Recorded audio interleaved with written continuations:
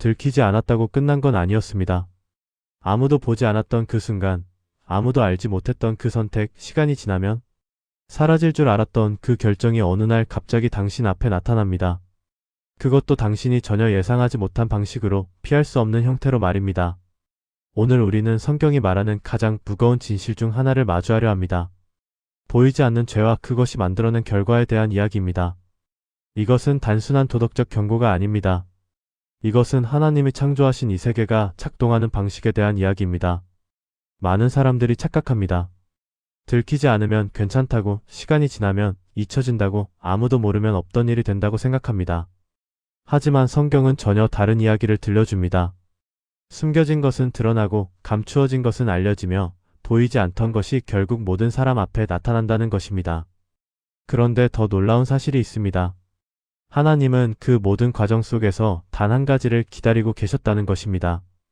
폭로가 아니라 회개를, 심판이 아니라 돌아옴을 말입니다. 아브라함을 기억하십니까? 하나님의 약속을 받은 그 위대한 믿음의 조상 말입니다.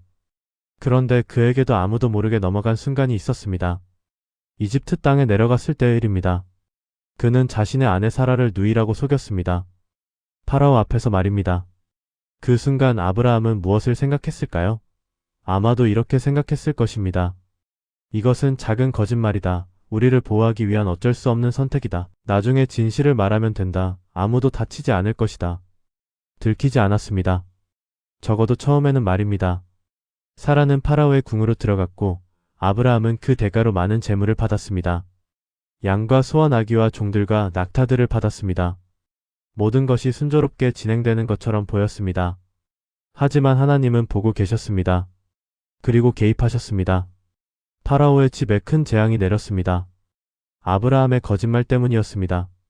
결국 파라오가 진실을 알게 되었고 아브라함을 불러 물었습니다. 당신이 어찌하여 나에게 이렇게 하였습니까? 그가 당신의 아내인 줄을 어찌하여 내게 말하지 아니하였습니까? 숨겨진 죄는 드러났습니다. 그것도 가장 수치스러운 방식으로 말입니다. 하나님을 믿는다던 아브라함이 이방 왕 앞에서 거짓말쟁이로 드러난 것입니다. 믿음의 조상이 불신앙의 모습으로 폭로된 것입니다. 더 놀라운 것은 이것이 끝이 아니었다는 점입니다. 시간이 흘러 그랄 땅에 갔을 때 아브라함은 똑같은 일을 또 반복했습니다. 또다시 사라를 누이라고 속인 것입니다.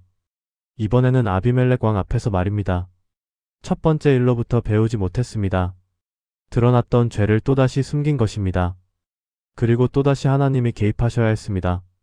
아비멜렉이 꿈에서 하나님의 경고를 받았고 아침에 일어나 아브라함을 불러 따졌습니다. 보십시오. 숨겨진 죄는 한 번으로 끝나지 않습니다. 패턴이 됩니다. 습관이 됩니다. 그리고 그 결과는 점점 더 복잡해집니다. 아브라함의 아들 이삭도 똑같은 일을 반복했습니다. 아비멜렉 앞에서 자기 아내 리브가를 누이라고 속인 것입니다. 죄는 대를 이어 전달되었습니다. 아버지가 숨겼던 패턴을 아들이 그대로 따라 한 것입니다. 이것이 숨겨진 죄의 무서운 점입니다. 드러나지 않으면 멈추지 않습니다. 오히려 확산됩니다. 다음 세대로 이어집니다. 다윗을 생각해 보십시오. 하나님의 마음에 합한 사람이라 불렸던 왕입니다. 그런데 그에게도 아무도 몰랐던 순간이 있었습니다. 밤이었습니다. 왕궁 옥상에서 목욕하는 한 여인을 보았습니다. 밧세바였습니다. 그 순간부터 숨김이 시작되었습니다. 사람을 보내 그녀를 데려왔습니다. 관계를 가졌습니다. 그리고 그녀가 임신했다는 소식을 들었습니다. 여기까지는 아무도 몰랐습니다. 적어도 다윗은 그렇게 생각했습니다. 그래서 더 큰 숨김을 시도했습니다. 그녀의 남편 우리아를 전쟁터에서 불러들였습니다. 집에 가서 아내와 함께 있게 하려는 계획이었습니다. 그러면 아이가 태어났을 때 우리아의 자식으로 알려질 것이고 아무도 진실을 알지 못할 것이라고 생각했습니다. 하지만 우리아는 집에 가지 않았습니다. 동료 군인들이 전장에서 고생하는데 자신만 편안히 지낼 수 없다며 왕궁 문 앞에서 잤습니다. 다윗의 계획은 실패했습니다. 그래서 다윗은 더 깊은 어둠 속으로 들어갔습니다. 우리아를 죽이기로 결정한 것입니다. 편지를 써서 우리아 손에 들려보냈습니다. 전쟁터 지휘관 요압에게 보내는 편지였습니다. 우리아를 맹렬한 싸움에 앞세워두고 너희는 그에게서 물러나 그가 맞아 죽게 하라. 우리아는 자기 죽음을 명령하는 편지를 들고 전쟁터로 돌아갔습니다. 그리고 정확히 계획대로 죽었습니다. 전사한 것으로 기록되었습니다. 완벽한 범죄처럼 보였습니다. 다윗은 애도 기간이 지나자 밧세바를 아내로 맞아들였습니다. 아이가 태어났습니다. 모든 것이 정리된 것처럼 보였습니다. 아무도 진실을 몰랐습니다. 적어도 인간의 눈으로는 말입니다. 얼마나 지났을까요? 며칠? 몇 주? 몇 달? 성경은 정확한 시간을 말하지 않습니다. 하지만 분명한 것은 다윗이 일상으로 돌아갔다는 것입니다. 왕으로서의 일을 계속했습니다. 재판을 하고 전쟁을 지휘하고 백성을 다스렸습니다. 그 시간 동안 다윗은 무엇을 생각했을까요? 가끔 우리아를 떠올렸을까요? 밤에 잠 못 이루는 순간이 있었을까요?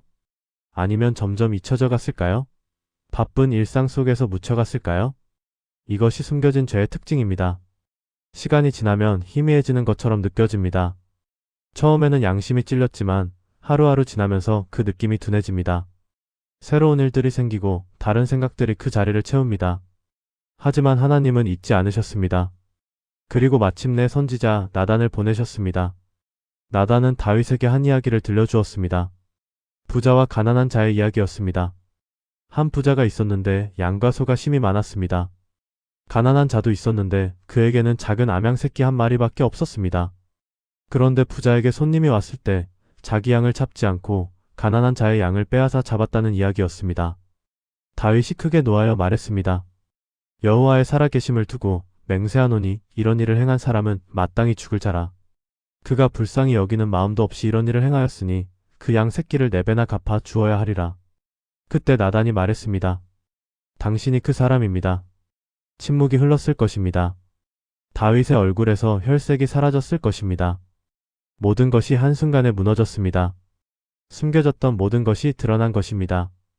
나단은 계속 말했습니다. 하나님께서 당신을 이스라엘 왕으로 세우셨고 사울의 손에서 구원하셨으며 모든 것을 주셨다고 말입니다. 그런데 왜 하나님의 말씀을 업신여기고 악을 행했느냐고 물었습니다. 당신이 우리아를 칼로 쳐 죽이되 암몬 자손의 칼로 죽이고 그의 아내를 빼앗아 당신의 아내로 삼았으니 칼이 당신의 집에서 영원히 떠나지 아니하리라. 결과가 선언되었습니다. 숨겨졌던 죄가 공개된 것입니다. 그리고 그 대가가 발표된 것입니다. 칼이 다윗의 집에서 영원히 떠나지 않을 것이라는 선언이었습니다. 다윗이 말했습니다. 내가 여호와께 죄를 범하였노라. 인정했습니다. 더 이상 숨기지 않았습니다. 변명하지 않았습니다. 그냥 고백했습니다. 나단이 말했습니다. 여호와께서도 당신의 죄를 사하셨나니 당신이 죽지는 아니하리라. 그러나 이 일로 말미암아 여호와의 원수가 크게 비방할 거리를 얻게 하였으니 당신이 낳은 아이가 반드시 죽으리라. 용서는 있었습니다. 하지만 결과도 있었습니다. 죽음은 면했지만 아이는 죽을 것이었습니다. 죄는 사해졌지만 대가는 남아 있었습니다. 아이가 병들었습니다. 다윗은 금식하며 기도했습니다. 밤새도록 땅에 엎드렸습니다. 신하들이 일으키려 했지만 일어나지 않았습니다. 7일 만에 아이가 죽었습니다. 신하들이 두려워했습니다. 다윗에게 아이의 죽음을 어떻게 알려야 할지 몰랐습니다. 아이가 살았을 때도 저렇게 괴로워했는데 죽었다는 소식을 들으면 어떻게 될지 걱정했습니다. 하지만 다윗이 신하들의 수군거림을 듣고 아이가 죽은 것을 깨달았습니다. 그리고 물었습니다. 아이가 죽었느냐? 신하들이 대답했습니다. 죽었나이다. 그때 다윗이 한 행동이 의외였습니다. 땅에서 일어나 몸을 씻고 기름을 바르고 의복을 갈아입었습니다. 여호와의 전에 들어가 예배했습니다. 그리고 궁으로 돌아와 음식을 청하여 먹었습니다. 신하들이 놀라워하며 물었습니다. 아이가 살았을 때는 금식하고 우시더니 죽음에 일어나서 음식을 드시니 어찌 된 일입니까? 다윗이 대답했습니다. 아이가 살았을 때에 내가 금식하고 운 것은 여호와께서 혹시 은혜를 베푸사 아이를 살려주실까 생각했기 때문이라.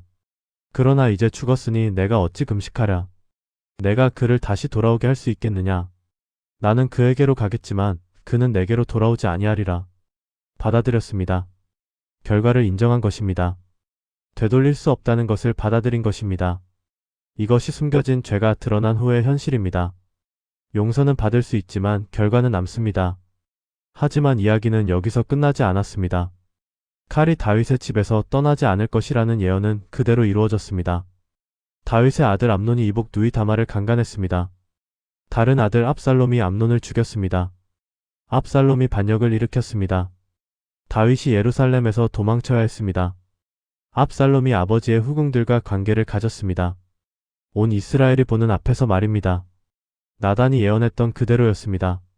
당신이 은밀하게 행하였으나 나는 온 이스라엘 앞에 아래에서 이 일을 행하리라. 숨겨졌던 죄가 공개적인 수치로 돌아온 것입니다. 다윗이 은밀하게 범한 죄가 공개적인 형태로 그의 가족에게 임한 것입니다. 압살롬이 전쟁에서 죽었습니다. 다윗이 통곡했습니다. 내 아들 압살롬아, 내 아들, 내 아들 압살롬아. 차라리 내가 너를 대신하여 죽었다면 압살롬 내 아들아, 내 아들아. 아버지의 피통한 울음이었습니다. 하지만 이 모든 것이 어디서 시작되었습니까? 밤에 옥상에서 밧세바를 보았던 그 순간부터입니다. 아무도 모를 것이라 생각했던 그 선택부터입니다. 시간이 흘렀지만 결과는 사라지지 않았습니다. 오히려 확대되었습니다. 개인적인 죄가 가족의 비극이 되었습니다. 은밀한 선택이 공개적인 수치가 되었습니다. 아간을 기억하십니까? 여리고 성을 정복했을 때의 일입니다. 하나님께서 명령하셨습니다. 성 안의 모든 것을 진멸하되 은과 금과 동철 기구는 여호와의 곳간에 드리라고 말씀하셨습니다. 전쟁이 끝났습니다. 성이 무너졌습니다. 이스라엘이 승리했습니다.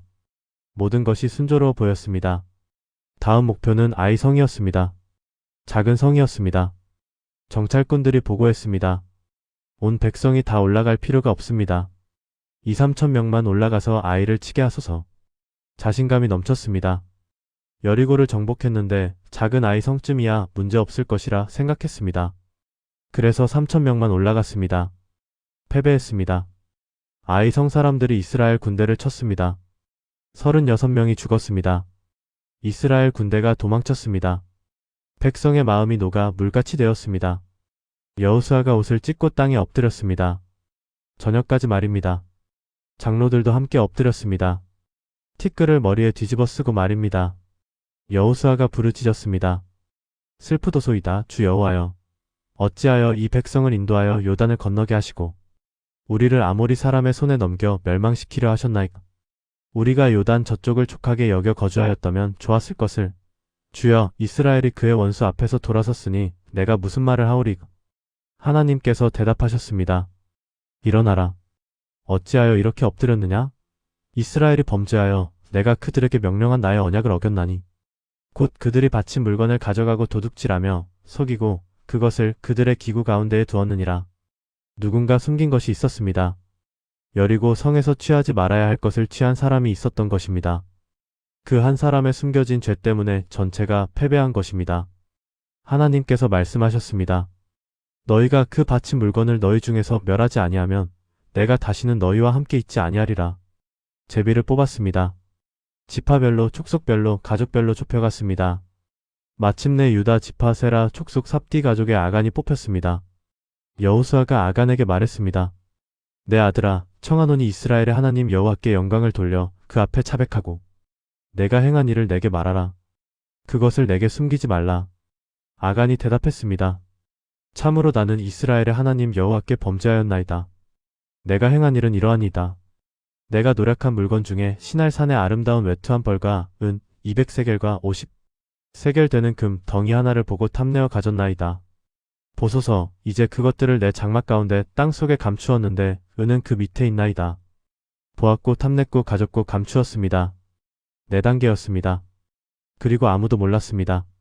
적어도 아간은 그렇게 생각했습니다. 장막 땅속에 묻어두었으니 누가 알겠습니까? 하지만 결과가 나타났습니다. 36명이 죽었습니다. 전쟁에 패했습니다. 하나님이 함께 하시지 않으셨습니다. 한 사람의 숨겨진 죄가 공동체 전체에 영향을 미친 것입니다. 사람들을 보내 확인했습니다. 정말로 장막에 감추어져 있었습니다. 외투와 은과 금이 말입니다. 모든 것을 여호수아 앞에 가져왔습니다. 아간과 그의 아들들과 딸들과 소와 나귀와 양과 장막과 그에게 속한 모든 것을 아골 골짜기로 끌고 갔습니다. 온 이스라엘이 그들을 돌로 쳤습니다. 불로 살랐습니다. 그 위에 돌무더기를 쌓았습니다. 가혹해 보입니까? 지나친 처벌처럼 느껴집니까? 하지만 이것이 숨겨진 죄의 실체입니다. 한 사람의 은밀한 선택이 공동체 전체를 위험에 빠뜨린 것입니다. 보이지 않는 죄가 보이는 죽음을 만들어낸 것입니다.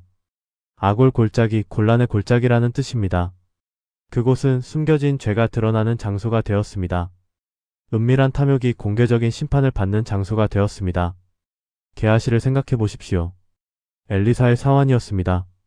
나아만 장군이 문둥병에서 코침받고 감사의 표시로 예물을 드리려 했을 때 엘리사는 거절했습니다.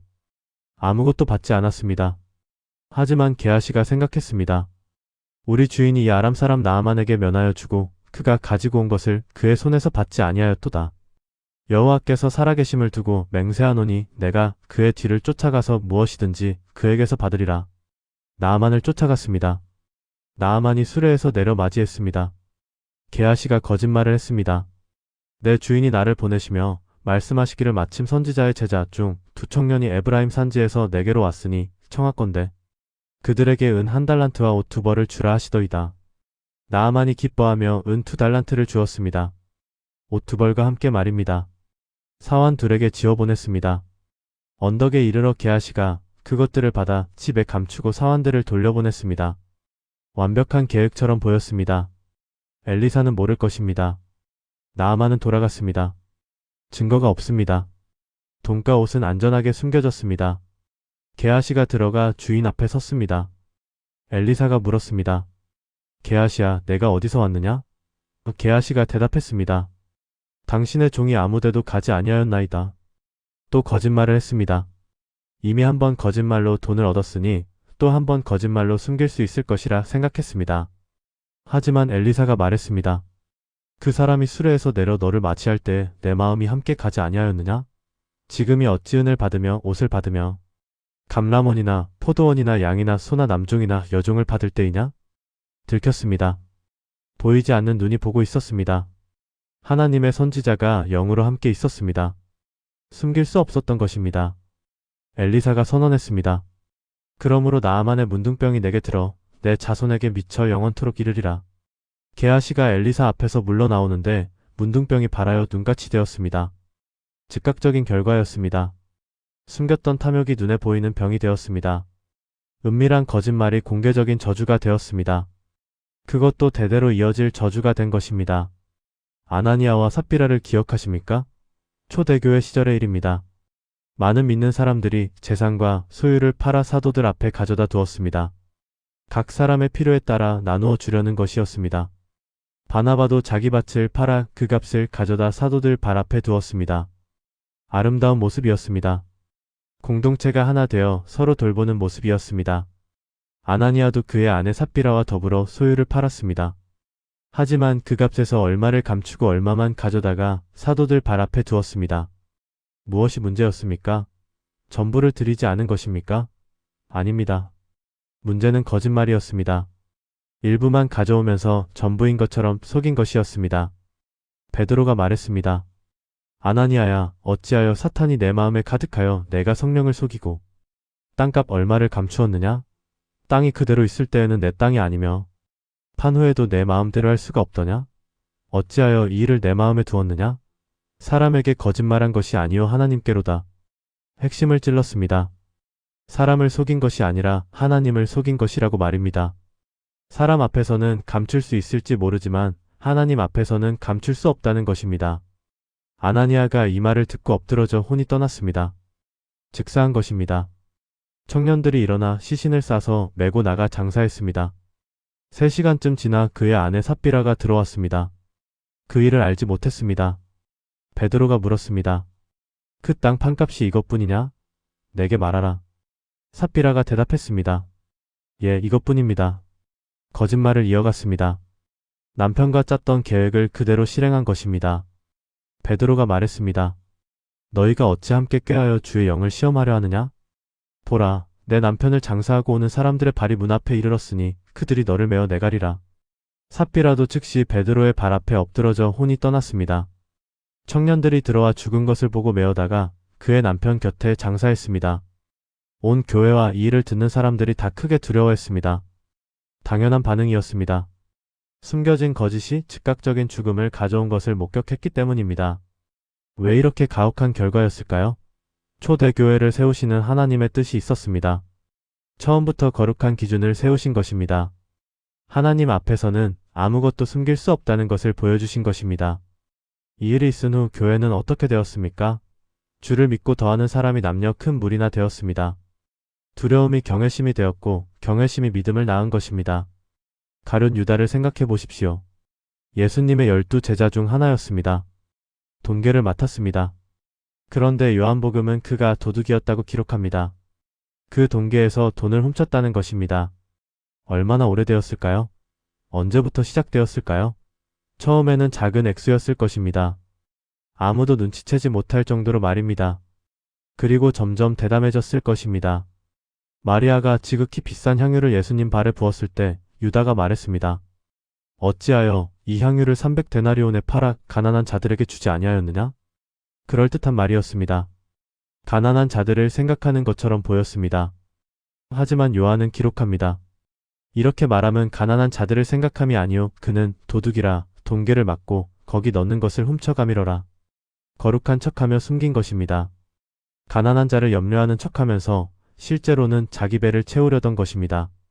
그리고 마침내 결정적인 순간이 왔습니다. 사탄이 유다의 마음에 들어갔습니다.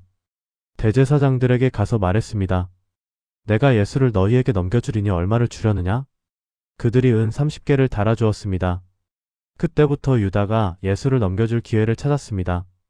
최후의 만찬 자리였습니다. 예수님께서 말씀하셨습니다. 너희 중에 한 사람이 나를 팔리라. 제자들이 근심하여 각각 말했습니다. 주여, 내가 아니지요?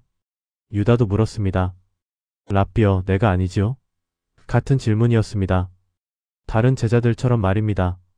하지만 그는 이미 계획을 세웠습니다. 이미 돈을 받았습니다.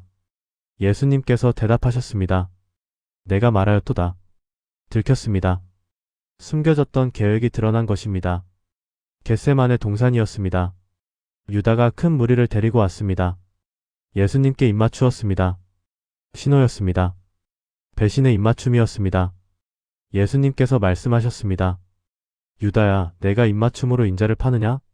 마지막 기회를 주신 것입니다. 돌이킬 수 있는 순간이었습니다. 하지만 유다는 끝까지 갔습니다. 예수님이 잡혀가셨습니다. 신문을 받으셨습니다. 정죄를 받으셨습니다. 십자가로 끌려가셨습니다. 그때 유다가 뉘우쳤습니다. 예수님이 정죄받으신 것을 보고 후회한 것입니다. 은 30개를 대제사장들과 장로들에게 도로 가져다 주며 말했습니다. 내가 무죄한 피를 팔고 죄를 범하였노라. 그들이 말했습니다. 그것이 우리에게 무슨 상관이냐? 내가 당하라. 유다가 은을 성소에 던져넣고 나가 스스로 목매어 죽었습니다. 숨겼던 탐욕의 최종 결과였습니다. 처음에는 돈계에서 조금씩 훔치는 것으로 시작되었습니다. 그리고 주님을 파는 것으로 끝났습니다. 그리고 자기 목숨을 끊는 것으로 마무리되었습니다. 대제사장들이 그 은을 주어 말했습니다. 이것은 피값이라 성전구에 넣어 둠이 옳지 않다. 의논한 후 토기장이의 밭을 사서 나그네의 묘지로 사용했습니다. 피밭이 되었습니다. 숨겨진 탐욕이 흐른 피로 표시된 것입니다. 은밀한 배신이 공개적인 저주의 장소가 된 것입니다. 이 모든 이야기들에는 공통점이 있습니다. 숨겨진 죄는 사라지지 않는다는 것입니다. 오히려 자라난다는 것입니다. 시간이 지날수록 더 깊어지고 더 확산되고 더 복잡해진다는 것입니다. 처음에는 작았습니다. 아브라함의 거짓말, 다윗의 욕망, 아간의 탐심, 게하시의 욕심, 아나니아의 거짓, 유다의 도둑질 모두 작게 시작되었습니다. 그 순간에는 큰일이 아닌 것처럼 보였습니다. 하지만 결과는 컸습니다. 아브라함의 거짓말은 가족에게 고통을 주었고 다음 세대로 이어졌습니다. 다윗의 욕망은 살인이 되었고 가문의 저주가 되었습니다. 아간의 탐심은 공동체를 패배시켰고 가족을 멸망시켰습니다. 게하시의 욕심은 대대로 이어질 문둥병이 되었습니다. 아나니아의 거짓은 즉각적인 죽음을 가져왔습니다. 유다의 도둑질은 배신이 되었고 자살로 끝났습니다. 보십시오. 죄는 성장합니다. 마치 씨앗처럼 말입니다. 작은 씨앗으로 시작하지만 시간이 지나면 나무가 됩니다. 그리고 그 나무는 열매를 맺습니다. 톡한 열매를 말입니다. 야고보서는 이렇게 말합니다.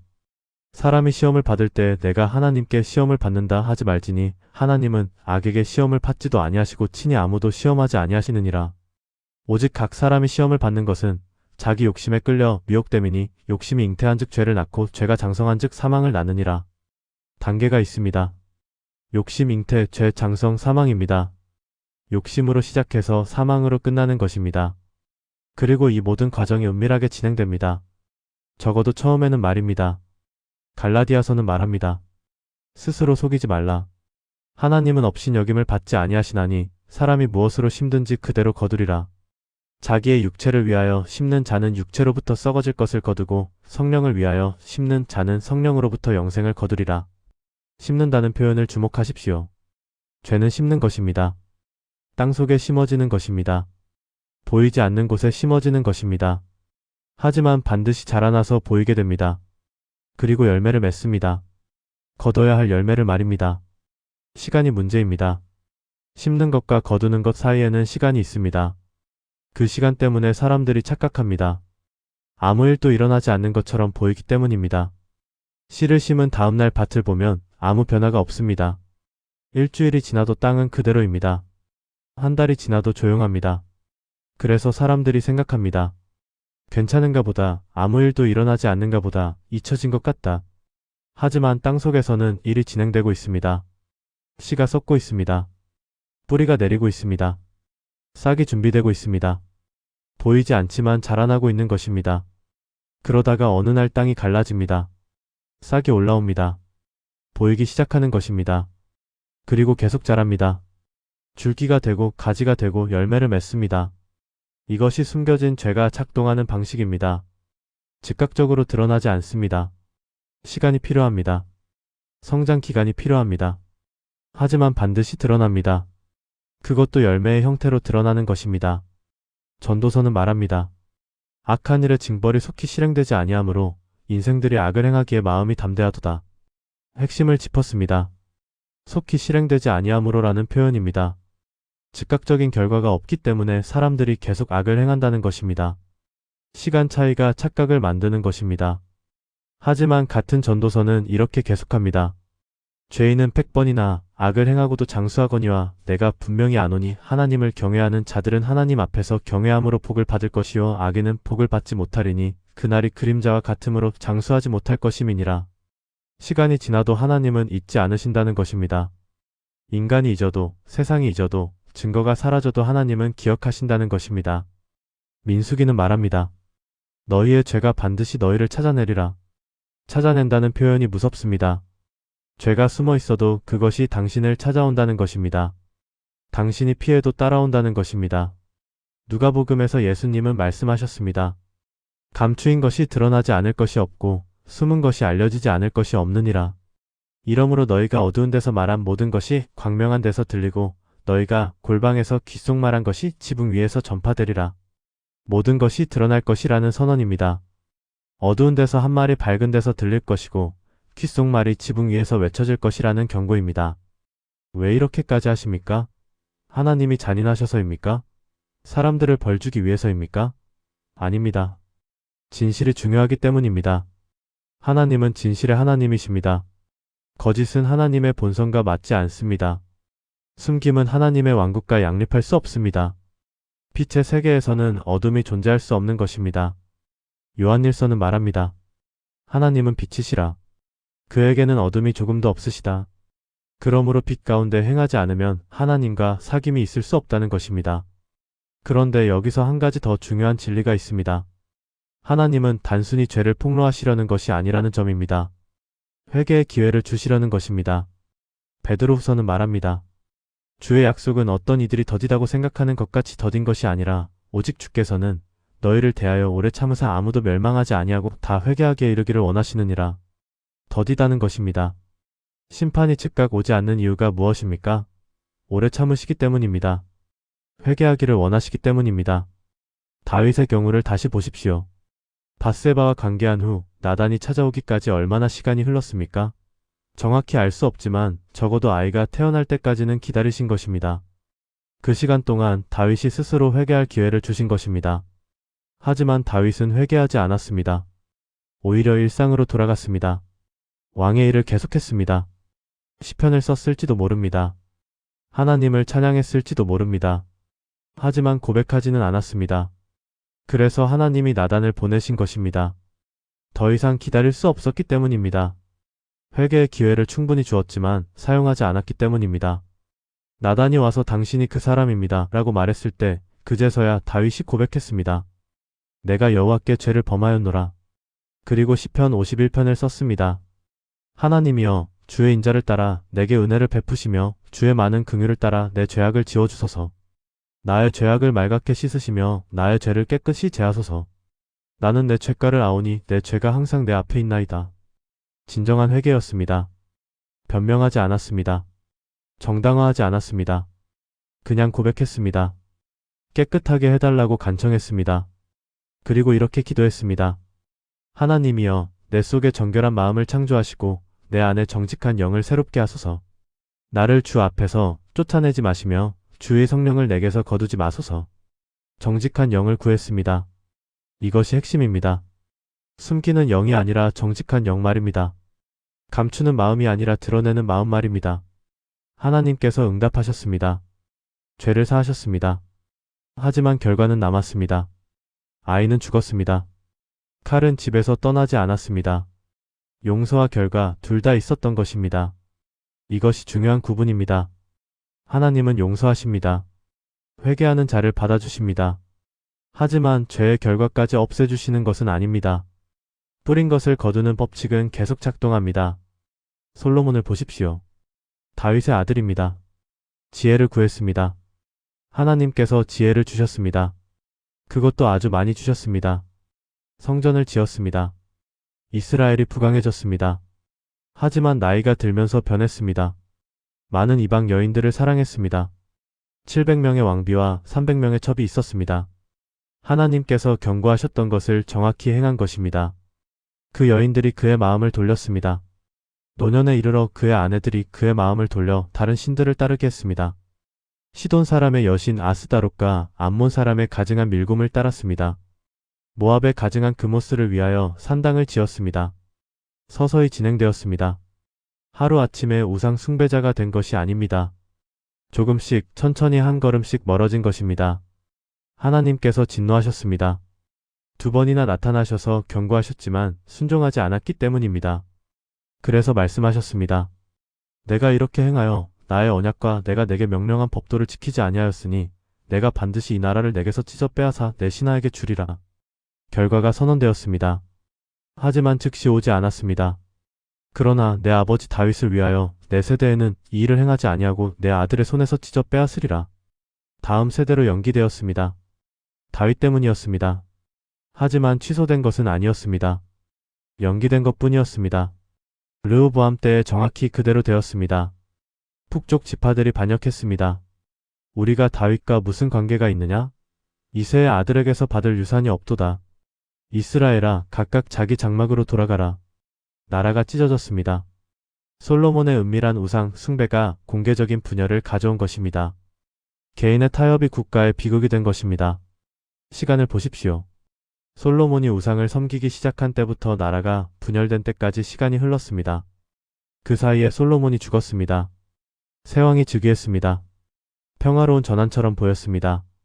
하지만 아버지의 죄가 아들의 시대의 열매를 맺은 것입니다. 숨겨졌던 타협이 드러난 분열을 만든 것입니다.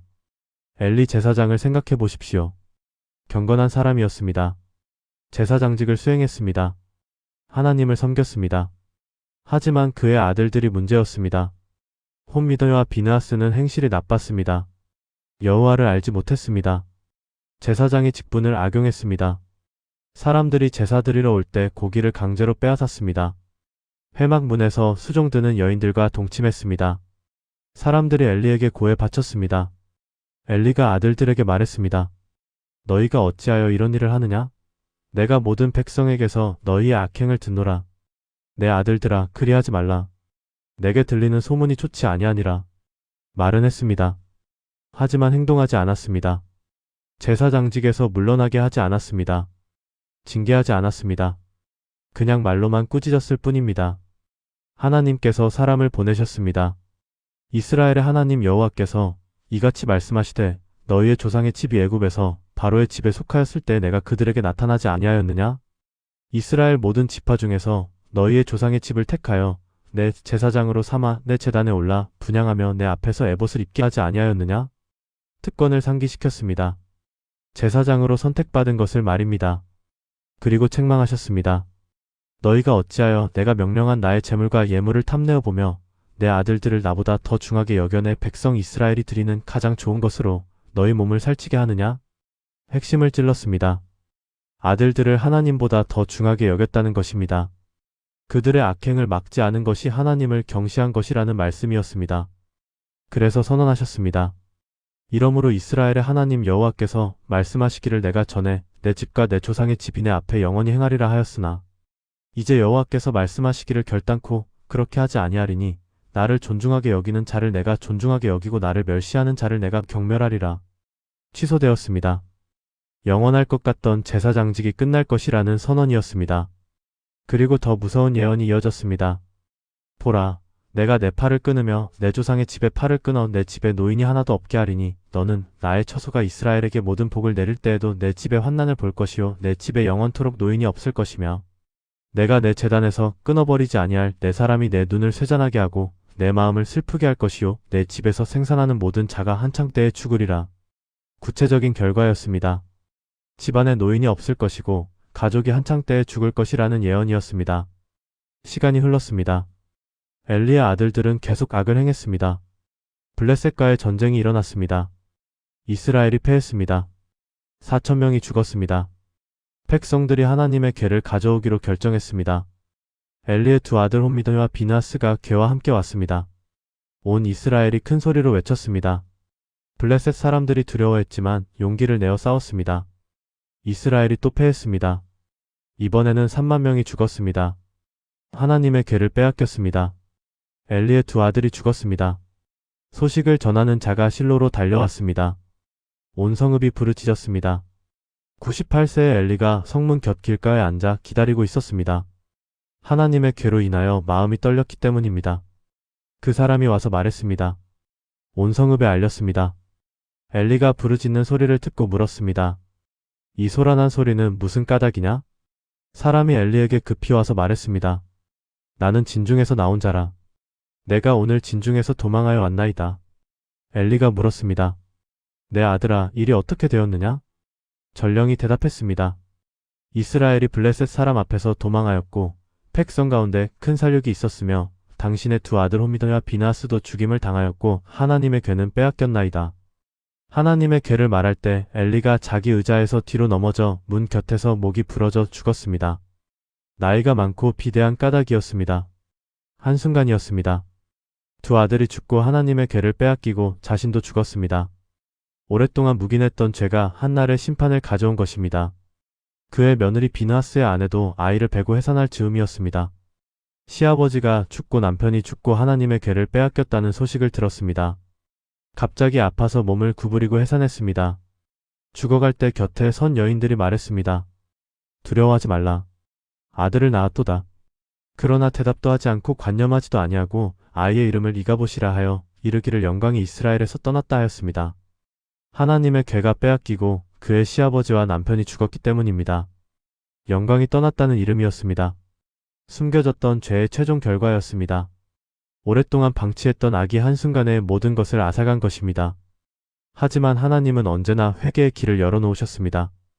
다윗이 고백했을 때 용서하셨습니다. 므낫세 왕을 보십시오. 유다 역사상 가장 악한 왕이었습니다. 우상을 섬기고 산당을 다시 세우고 바알을 위하여 제단을 쌓고 아세라 상을 만들고 하늘의 일월성신을 경배했습니다. 자기 아들을 불 가운데로 지나게 했습니다.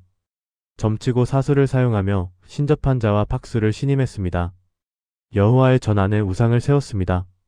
무죄한 자의 피를 심히 많이 흘려 예루살렘 이쪽에서 저쪽까지 가득하게 했습니다. 끔찍한 왕이었습니다. 회복 불가능해 보였습니다. 하지만 아수르 왕이 와서 그를 사로잡아 갔습니다. 쇠사슬로 결박하여 바벨론으로 끌고 갔습니다. 거기서 그가 환난을 당하여 그의 하나님 여호와께 간구하고 그의 조상들의 하나님 앞에 크게 겸손하여 기도했습니다. 하나님께서 그의 기도를 받으시며 그의 간구를 들으시고 그를 예루살렘에 돌아와 다시 왕위에 오르게 하셨습니다. 그제서야 므낫세가 여호와께서 하나님이신 줄 알았습니다. 예루살렘에 돌아와서 다윗성 밖에 높은 성벽을 쌓았습니다. 여호와의 전에서 이방 신들의 우상들을 제거했습니다. 예루살렘에서 모든 우상을 내버렸습니다. 여호와의 제단을 보수하고 화목제와 감사제를 그 위에 드렸습니다. 회개가 회복을 가져왔습니다. 가장 악한 왕도 돌이킬 수 있었습니다. 하나님은 받아주셨습니다. 니느웨 사람들을 보십시오. 요나가 가서 외쳤습니다. 40일이 지나면 니느웨가 무너지리라. 심판의 선언이었습니다. 니느웨 사람들이 하나님을 믿었습니다. 금식을 선포하고 큰 자로부터 작은 자까지 굵은 베옷을 입었습니다. 왕도 보좌에서 일어나 겉옷을 벗고 굵은 베옷을 입고 제 위에 앉았습니다. 왕이 조서를 내렸습니다. 사람이나 짐승이나 소떼나 양떼나 아무것도 먹지 말며 먹이거나 물을 마시지도 말 것이요. 사람이든지 짐승이든지 다 굵은 베옷을 입을 것이요. 힘써 여호와께 부르짖을 것이며 각기 악한 길과 손으로 행한 강포에서 떠날 것이라. 하나님이 뜻을 돌이키시고 그 진노를 그치사 우리를 멸망시키지 아니하시리라. 그렇지 않을 줄을 누가 알겠느냐? 진정한 회개였습니다. 악에서 돌이킨 것입니다. 하나님께서 보시고 뜻을 돌이키셨습니다. 선포하신 재앙을 내리지 아니하셨습니다. 보십시오. 숨겨진 죄는 반드시 드러납니다. 하지만 드러나기 전에 회개의 기회가 있습니다. 그 기회를 잡으면 용서를 받습니다. 하지만 그 기회를 놓치면 결과를 받게 됩니다. 시간이 문제입니다. 아무 일도 일어나지 않는 것처럼 보이는 그 시간이 실제로는 회개의 기간인 것입니다. 하나님이 오래 참으시는 시간인 것입니다. 하지만 그 시간이 영원하지는 않습니다. 노아 시대를 보십시오. 120년을 기다리셨습니다. 노아가 방주를 짓는 동안 말입니다. 그 시간 동안 사람들이 회개할 기회가 있었습니다. 하지만 회개하지 않았습니다. 먹고 마시고 장가가고 시집가고 하면서 홍수가 나서 그들을 다 멸하기까지 깨닫지 못했습니다. 소돔과 고모라를 보십시오. 아브라함이 중재했습니다. 혹시 그 성 중에 의인 50명이 있을지라도 주께서 그곳을 멸하시고 그 50의인을 위하여 용서하지 아니하시리까? 하나님께서 대답하셨습니다. 50명이 있으면 그들을 위하여 온 지역을 용서하리라. 45명이면 용서하시겠다. 40명이면 용서하시겠다. 30명이면 용서하시겠다. 20명이면 용서하시겠다. 10명이면 용서하시겠다. 하지만 10명도 없었습니다. 롯의 집에서 구원받은 사람이 롯과 그의 두 딸뿐이었습니다. 그의 사위들도 롯의 말을 농담으로 여겼습니다. 아내는 뒤를 돌아보다가 소금 기둥이 되었습니다. 기회는 있었습니다. 천사들이 와서 경고했습니다. 이곳에서 나가라. 하지만 대부분이 믿지 않았습니다. 끝까지 기다렸다가 심판을 받았습니다. 하나님은 오래 참으십니다. 하지만 영원히 참으시지는 않습니다. 회개의 시간이 있습니다. 하지만 그 시간이 끝나면 심판이 옵니다. 예레미야 시대를 보십시오. 오랫동안 선지자들이 경고했습니다. 너희 길과 행위를 바르게 하라. 우상을 버리라. 여호와께 돌아오라. 하지만 듣지 않았습니다. 이 집은 우리가 그 이름으로 일컫는 바 여호와의 전이라, 여호와의 전이라, 여호와의 전이라 외쳤습니다. 성전이 있으니 안전할 것이라 생각했습니다. 하지만 하나님께서 말씀하셨습니다. 너희는 실로로 가보라. 내가 처음에 내 이름을 둔 곳을 보고 내 백성 이스라엘의 악을 인하여 내가 그곳에 행한 것을 보라. 실로가 멸망했습니다. 하나님의 성막이 있던 곳이 황폐해졌습니다. 예루살렘도 다르지 않을 것이라는 경고였습니다. 결국 바벨론이 왔습니다. 성전을 불태웠습니다. 백성을 사로잡아 갔습니다. 오랫동안 경고했던 것이 그대로 이루어진 것입니다. 그런데 여기서 한 가지 더 중요한 질문이 있습니다. 돌이킬 수 있는 때와 없는 때가 있다는 것입니다. 에서를 기억하십니까? 장자의 명분을 팥죽 한 그릇에 팔았습니다. 그 순간에는 아무렇지 않았습니다. 배가 고팠고 죽을 것 같았고 장자권이 무슨 소용이냐고 생각했습니다. 시간이 지났습니다. 이삭이 늙었습니다. 축복을 주려고 했습니다. 야곱이 속여서 축복을 가로챘습니다. 에서가 돌아왔을 때 이미 늦었습니다. 에서가 통곡했습니다. 내 아버지여, 아버지께서 빌복이 하나뿐이니 내 아버지여, 내게 축복하소서, 내게도 그리하소서. 큰 소리로 울었습니다. 히브리서는 기록합니다. 에서와 같이 음행하는 자와 한 그릇 음식을 위하여 장자의 명분을 판 자가 되지 말라. 너희가 아는 바와 같이 그가 후에 축복을 받으려고 눈물을 흘리며 구하되 버린 바가 되어 회개할 기회를 얻지 못하였느니라. 회개할 기회를 얻지 못했다는 표현이 무섭습니다. 울며 구했지만 돌이킬 수 없었다는 것입니다. 결과가 돌이킬 수 없이 확정된 것입니다. 가룟 유다도 마찬가지입니다. 후회했습니다. 은 30개를 돌려주려 했습니다. 내가 무죄한 피를 팔고 죄를 범하였노라 고백했습니다. 하지만 이미 늦었습니다. 예수님은 신문받고 있었습니다. 십자가로 끌려가고 있었습니다. 되돌릴 수 없었습니다. 대제사장들이 말했습니다.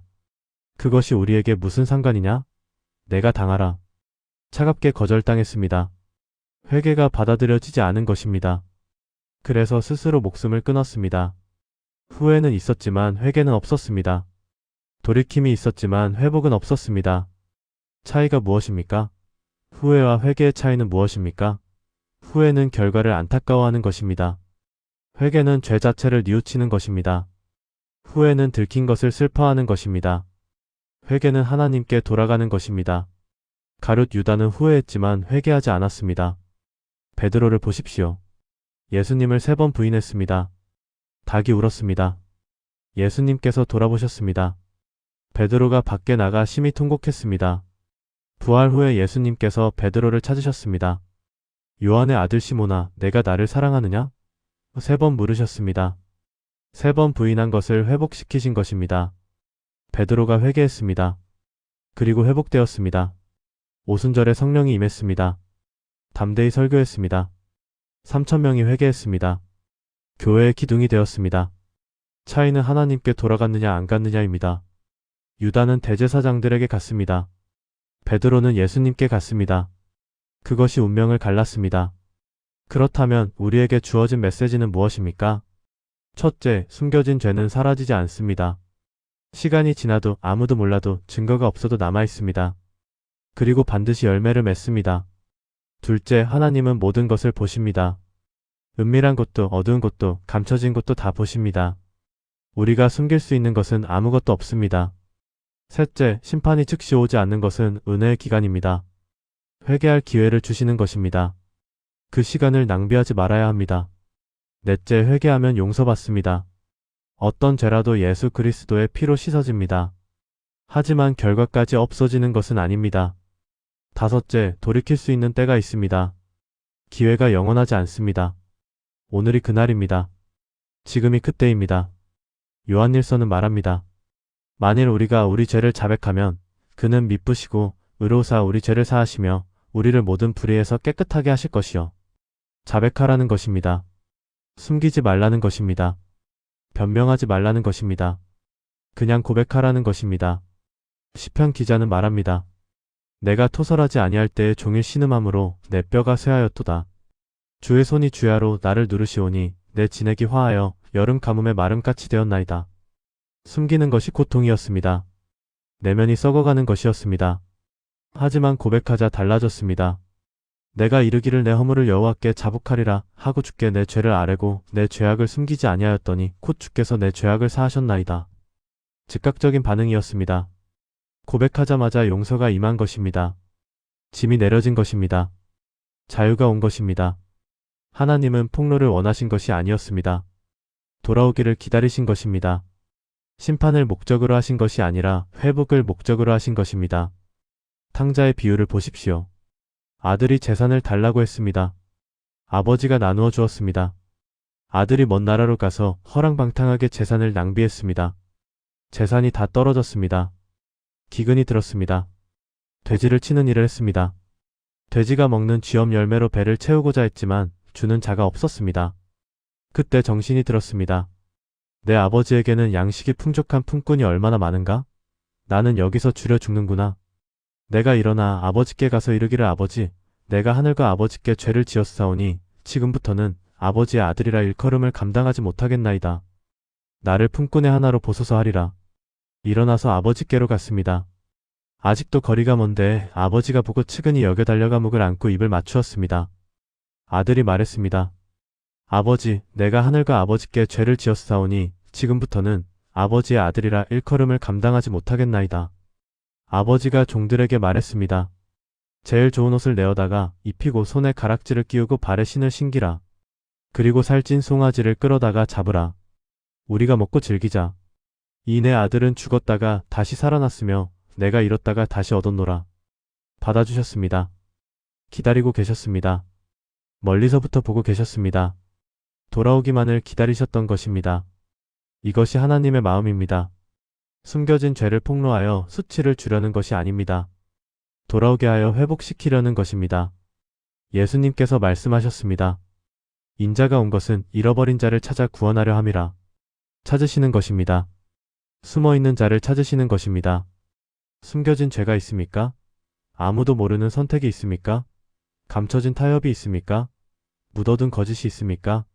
시간이 지나면 잊혀질 것이라 생각하지 마십시오. 아무 일도 일어나지 않는 것처럼 보이지만 땅속에서는 뿌리가 자라고 있습니다. 언젠가 싹이 날 것입니다. 언젠가 열매를 맺을 것입니다. 하지만 지금은 회개의 기회입니다. 하나님께서 오래 참으시는 시간입니다. 폭로되기 전에 고백할 수 있는 기회입니다. 요한일서는 말합니다. 만일 우리가 죄가 없다고 말하면 스스로 속이고 또 진리가 우리 속에 있지 아니할 것이요 만일 우리가 우리 죄를 자백하면 그는 미쁘시고 의로우사 우리 죄를 사하시며 우리를 모든 불의에서 깨끗하게 하실 것이요. 자백하십시오.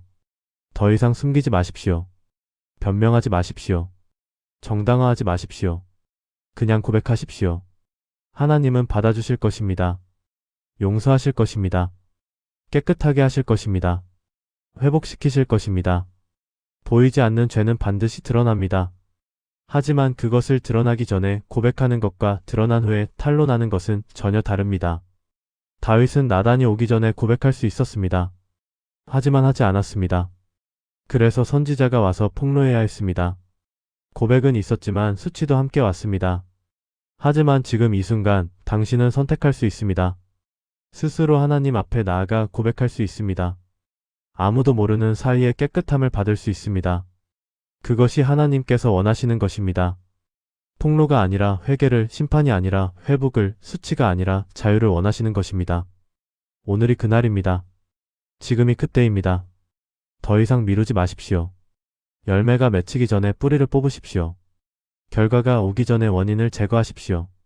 하나님은 기다리고 계십니다. 당신이 돌아오기를 말입니다. 팔을 벌리고 기다리고 계십니다. 용서할 준비가 되어 있습니다.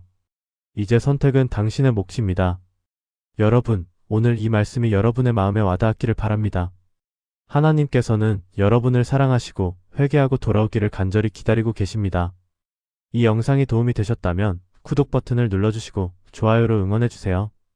여러분의 작은 관심이 더 많은 분들에게 하나님의 말씀을 전하는 데 큰 힘이 됩니다. 감사합니다.